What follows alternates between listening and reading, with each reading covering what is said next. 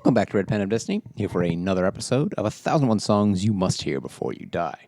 And today we're covering 212 by Azealia Banks from her debut album, Broke with Expensive Taste, which interestingly came out 3 years after this song. I guess it's a case of all the singles lead up to an album eventually. But yeah, this is an interesting one because it's kind of grime, but it's an American rapper, which is new.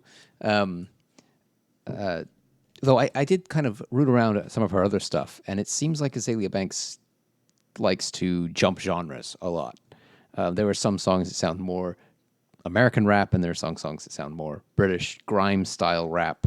Though this I definitely classify more in the grime sector because it is very EDM based. It's mostly based around a sample by Lazy J from his song Float My Boat, which is why it says Feat Lazy J in the book. Although it also says in the book that she used that without permission. So I guess part of their agreement was that he gets a feat in the song title. So yeah, I don't know what happened there. Yeah, it's very interesting. So it is a very vulgar song. I will say that. It's very interesting.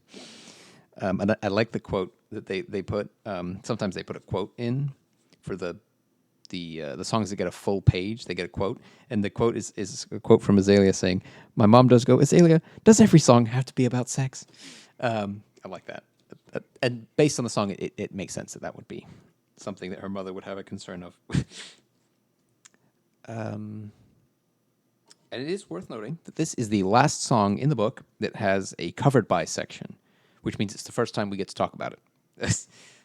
I'm not really sure I need to review those, but for what it's worth, it was covered by Lily Kirby, Wouter Hamel, and Organ Donors. And from my experience, the last time I went through this book, sometimes you won't be able to find those covers because I don't know where these writers get their sources from, but they can pull from some of the most obscure shit in the world to get those. It's very strange.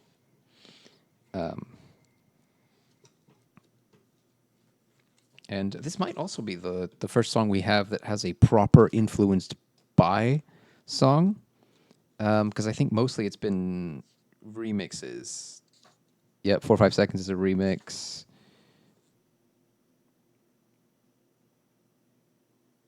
Yep, Man by Skepta is a remix.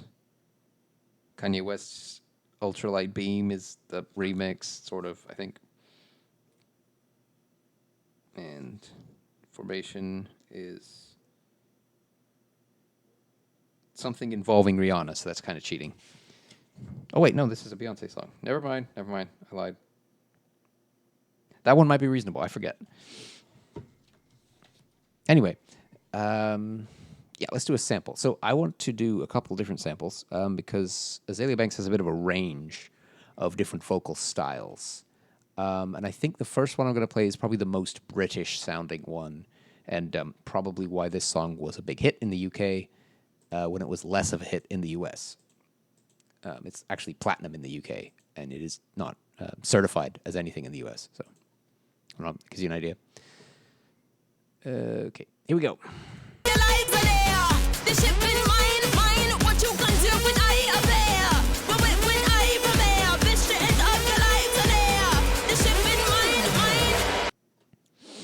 Yep, you could easily mistake that for a section of a British grime song. Though this next bit, less so. This is probably the most American part of the song. Here you go. Going nowhere, no why procrastinate, girl. You gotta lie, but you just waste all. Use it, they'll forget your name soon, and go nowhere.